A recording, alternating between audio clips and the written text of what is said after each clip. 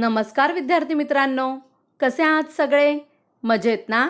आज आपण मराठीची कविता क्रमांक 14 पाऊस पाणी ही कविता शिकणार आहोत. कवितेच्या नावावरूनच आपल्या लक्षात आलं हो की नाही, ही कविता पावसाबद्दल आहे.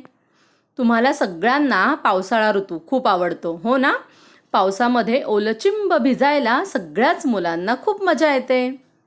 आणि पावसाळ्यात कागदाच्या अशा होड्या बनवून पाण्यात सोडायलाही तुम्हाला आवडतं. पावसाळ्यात रेनकोट छत्री घेऊन शाळेत यायलाही खूप मजा येते हो की नाही? म्हणूनच सगळ्या लहान मुलांना पावसाळा ऋतू खूप आवडतो. त्याचप्रमाणे शेतकरी सुद्धा पावसाळ्याची खूप आतुरतेने वाट पाहत असतात. जून महिन्यात पाऊस सुरू झाला की शेतकरी शेतामध्ये बियाणे पेरायला सुरू करतात. आणि बियाणे पेरल्यानंतर काहीच दिवसात हे पहा, बियाणे असे थोडे मोठे होते, म्हणजे त्याचं रोपट्यात रूपांतर होतं. त्यावेळी शेतकरी शेतीची मशागत करतात. शेतीमध्ये हे पहा, अशा प्रकारे खत टाकतात आणि शेतीची खूप काळजी घेतात. आणि काही दिवसानंतरच शेतामध्ये खूप छान हिरवीगार पिके डोलायला लागतात. त्यामुळे शेतकऱ्यांना खूप आनंद होतो. आणि पावसाळ्यामध्ये सगळीकडेच हिरवगार गवत, हिरवीगार शेत पाहायला आपल्याला खूप मजा येते हो की नाही?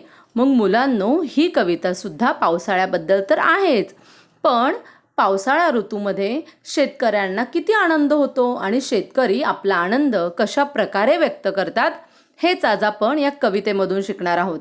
चला तर मग मी तुम्हाला आधी कविता वाचून दाखवते, त्यानंतर कविता एक्सप्लेन करते. टप टप थेंबांनी तळे साचले, धो धो पावसाने धरण भरले. धरणाचे पाणी शेतात खेळे, धान्याचे कणीस वाऱ्यावर डुले. हिरवी धरती आनंदाने डोले, पावसाने दिले सर्वांना पाणी. शेतकरी गातो पावसाची गाणी. खूप छान आणि छोटीशी ही कविता आहे. आता आपण ही कविता शिकूया. मी तुम्हाला कविता एक्सप्लेन करते. हे पहा, पहिली ओळ आहे, टप टप थेंबांनी तळे साचले, धो धो पावसाने धरण भरले. टप टप हा पावसाचा आवाज आहे. ज्यावेळेस पाऊस जमिनीवर पडतो तेव्हा पावसांच्या थेंबांचा असा टप टप असा आवाज येतो. आणि तळे म्हणजे लेक. ज्यावेळी पाऊस पडतो त्यावेळेस कधी कधी पाऊस थेंबे थेंबे पडतो, कधी कधी पाऊस धो धो म्हणजे मुसळधार पडतो. आणि एक एक एक एक थेंब पावसाळ्याचा जेव्हा पडतो त्यावेळेस तळं म्हणजे लेक पूर्णपणे पाण्याने भरून जातं. आणि जेव्हा खूप पाऊस पडतो तेव्हा सुद्धा तळे, धरण, हे पहा, हे आहे धरण. तुम्ही सगळ्यांनी पाहिलंय का कधी धरण? धरण सुद्धा पावसाळ्यात पाण्याने तुडुंब भरून जातं. तळे, धरण, नदी, नाले, ओढे हे सगळे पावसाने तुडुंब भरतात. आणि शेवटी हे सगळे जण कुठे जाऊन मिळतात? समुद्राला. आणि मुलांना, तुम्हाला माहिती आहे ना, पावसाळ्यात धरण पाण्याने तुडुंब भरतं. त्यामुळेच आपल्याला वर्षभर धरणातलं पाणी नळाद्वारे आपल्या घरामध्ये येतं आणि तेच पाणी आपण रोज वापरतो. पुढे पाहूया. धरणाचे पाणी शेतात खेळे, धान्याचे कणीस वाऱ्यावर डुले. हिरवी धरती आनंदाने डोले. पहा, धरणाचं पाणी ज्याप्रमाणे आपल्या घरामध्ये रोजच्या वापरण्यासाठी आपण वापरतो, त्याच प्रकारे धरणाचं पाणी कुठे जातं? शेतात जातं. ज्यावेळी पावसाळा संपतो त्यावेळीस शेतीसाठी धरणातलं किंवा तलावातलं पाणी वापरलं जातं आणि संपूर्ण शेतामध्ये ते पाणी खेळतं म्हणजे पसरतं. धान्याचे कणीस वाऱ्यावर डुले. हे पहा, ही धान्याचं कणीस आहे. हे आहे बाजरीचं कणीस. याच प्रकारे मका, ज्वारी आणि बाजरी अशी ही सगळी जी कणसं दिसतात की नाही तुम्हाला, ही कणसं कुठे येतात? शेतात येतात, पिकाला येतात. आणि त्यानंतर काय होतं?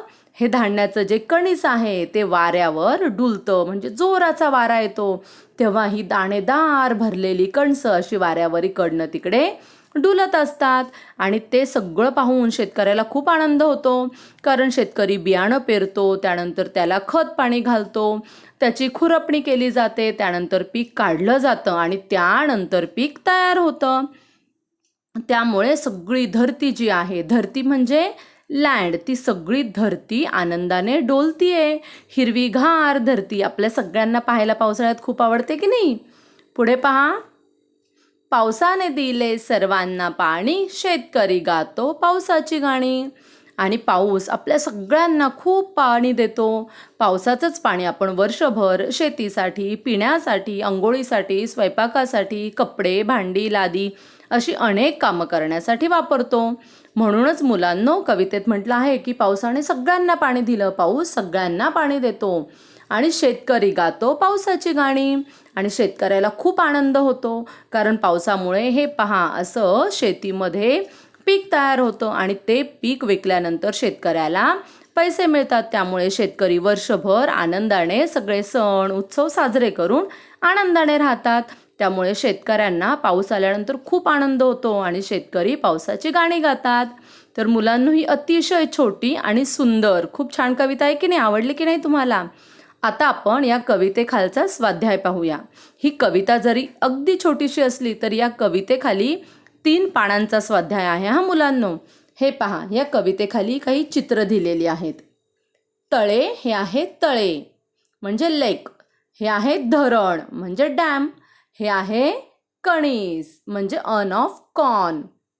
तुम्हाला सगळ्यांना आवडतं की नाही कणीस? मक्याचं कणीस खायला, हे आहे कणीस. आणि हे आहे शेत म्हणजे फार्म, हे आहेत शेतकरी म्हणजे फार्मर. आणि हा आहे पाऊस म्हणजे रेन. शब्द ऐका, सारखी अक्षरे ओळखा व वाचा. हे पहा, इथे आहे शेत, शेतकरी आणि शे. ह्या दोनही शब्दांच्या सुरुवातीला शे हा शब्द समान आहे, सारखा आहे. आता आपण काय करूया?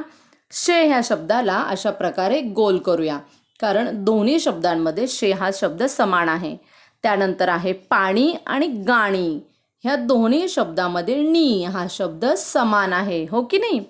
त्यानंतर पुढे पहा बरं, पुढे आहे पाऊस आणि पाणी. पाऊस आणि पाणी या शब्दांमध्ये हे पहा, पहिलं अक्षर पा हे समान आहे. त्यानंतर धरती आणि धरण या शब्दांमध्ये ध हे अक्षर समान आहे. चला तर मग आता आपण पुढचा प्रश्न पाहूया. हे पहा, इथे लिहिलेलं आहे ऐका म्हणा. शे णी पा ध वरील अक्षरांनी सुरुवात किंवा शेवट होणारे तुम्हाला माहीत असणारे शब्द सांगा. आता हे जी अक्षरं आहेत की नाही, ही अक्षरं शब्दांच्या सुरुवातीला किंवा शेवटी कुठेही असणारे शब्द तुम्हाला सांगायचे. हे पहा, मी इथे उत्तर लिहून दिलेलं आहे. आधी आपण शे ह्या अक्षरापासून सुरुवात होणारे शब्द पाहूया. शे पासून शेत, शेतकरी. णी पासून पाणी, मणी. कारण इथे काय सांगितलंय? सुरुवात किंवा शेवटी सुद्धा ही अक्षरे चालतील. त्यामुळे णी पासून पाणी, मणी. पुन्हा पा पासून पाऊस, पास. ध पासून धरण आणि मध असे आपण शब्द लिहिलेले आहेत. यानंतर पुढचा प्रश्न पहा. जोड्या जुळवा, मॅच द फॉलोइंग. आता आपण जोड्या जुळवूया. हे पहा, पहिला शब्द आहे तळे. आता इथे खालच्या शब्दांमध्ये तळे शब्द कुठे पहा? हे पहा, इथे आहे तळे. त्यानंतर हे आहे धरण. हे पहा, इथे एक धरण शब्द आहे आणि इथे एक धरण शब्द आहे. समान शब्दांच्या आपल्याला जोड्या लावायच्या. त्यानंतर इथे आहे कणीस. हे पहा, इथे आहे कणीस शब्द. शेत ह्या शब्दाची त्यांनी जोडी आपल्याला जुळवून दिलेली आहे. त्यानंतर इथे आहे शेतकरी. हे पहा, शेतकरी. त्यानंतर पाणी, इथे आहे पाणी शब्द. आणि त्यानंतर गाणी म्हणजे तळे, धरण, कणीस, शेत, शेतकरी, पाणी आणि गाणी ह्या अक्षरांच्या आपण जोड्या जुळवल्या. आता पुढचा शब्द पहा. पुढचा प्रश्न आहे चित्रे पहा, नावे वाचा. इथे खूप छान कलरफुल चित्र दिलेली आहेत. हे पहा, हा आहे लसूण, पाल, फणस, साडी, पेन. पालक, तुम्हाला सगळ्यांना आवडते ना पालकची भाजी? पालक, पाय, कप, पीस आणि साप. पुढचा प्रश्न आहे ऐका वाचा. इथे पहा, काही शब्द दिलेले आहेत. आता आपण ते शब्द वाचूया. कडकड, धडधड, फणफण, शाल, आपला, एकी, कीड, आपली. आपले, लाले लाल, केस, तेल, पेला, फेस आणि शेकणे. हे सगळे शब्द आता आपण वाचले. हे पहा, इथे दिलेलं आहे, चित्रे पहा, समजून घ्या, नावे वाचा. मुलांनो, ह्या लेसनमध्ये तुम्हाला एक अनेक म्हणजेच एक वचन आणि अनेक वचन म्हणजेच मराठीचं ग्रामर आपल्याला शिकायचं आहे. हे पहा, इथे आहे एक ससा आणि इथे आहे अनेक ससे. इथे आहे एक मासा, इथे आहे अनेक मासे. वस्तू एक असल्यावर आपण काय म्हणतो आणि अनेक असल्यावर आपण काय म्हणतो पहा बरं. एक ससा, अनेक ससे. एक मासा, अनेक मासे. याप्रमाणे मुलांनो, एक आणि अनेक असे शब्द आपण बोलताना शब्दांमध्ये फरक होतो. जसं की पान, पाने, फूल, फुले, कांदा, कांदे, फळ, फळे, भाजी, भाज्या. याप्रमाणे या लेसनमध्ये आपल्याला ससा, ससे, मासा, मासे यांसारखे आणखी अनेक शब्द लिहायचे आहेत. यानंतर पुढचा प्रश्न पाहूया.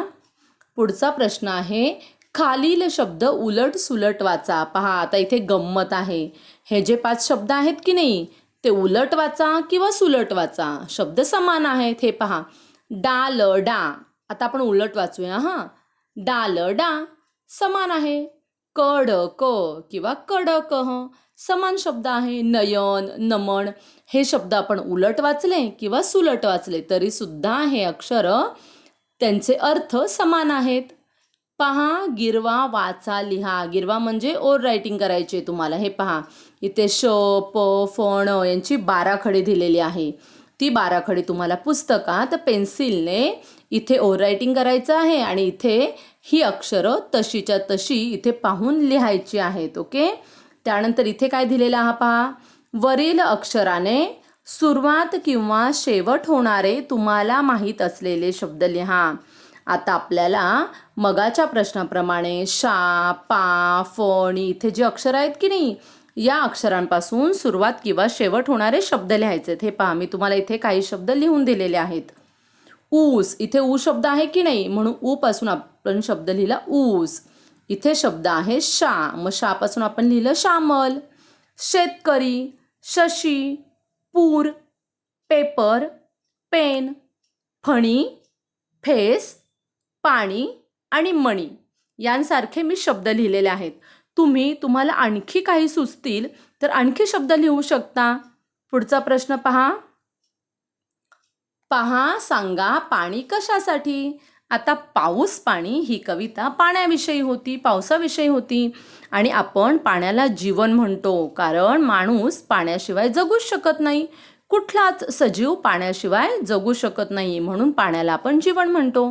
मग पाणी आपण कशासाठी वापरतो पहा बरं. हे पहा, इथे काय आहे, किचन म्हणजे स्वयंपाकघर आहे आणि इथे आई काय करते, जेवण बनवतीये. म्हणजेच आपल्याला पाणी स्वयंपाकासाठी, जेवण बनवण्यासाठी उपयोगी पडते. त्यानंतर हे काका काय करतायत, कपडे धुतायत. म्हणजे पाण्याची गरज आपल्याला कपडे धुण्यासाठी असते. ही मुलगी काय करते पहा, तोंड धुतीये किंवा हात धुतीये. म्हणजेच आपल्याला तोंड हातपाय धुण्यासाठी सुद्धा पाण्याची गरज असते. आणि इथे हा मुलगा काय करतोय, बाथरूममध्ये अंघोळ करतोय. अंघोळीसाठी सुद्धा आपल्याला पाण्याची गरज असते. हे पहा, आणि इथे काय करतायत ह्या काकी, पाणी पितायत.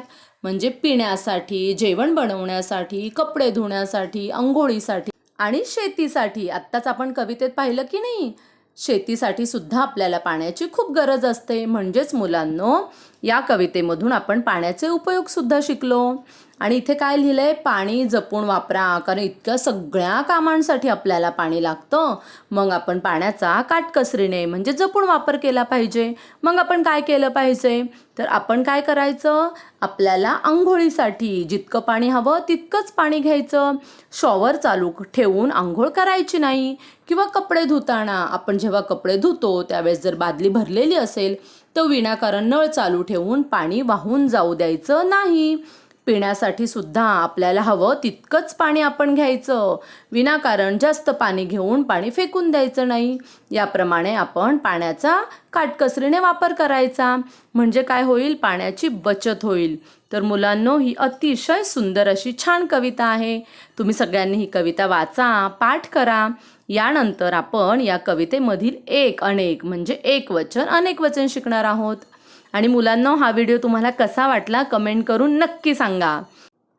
आणि हा व्हिडिओ जर तुम्हाला आवडला असेल तर व्हिडिओला लाईक करा, शेअर करा, चॅनेलला सबस्क्राईब करा. पुन्हा भेटूया अशा छान छान नवनवीन व्हिडिओसोबत. धन्यवाद.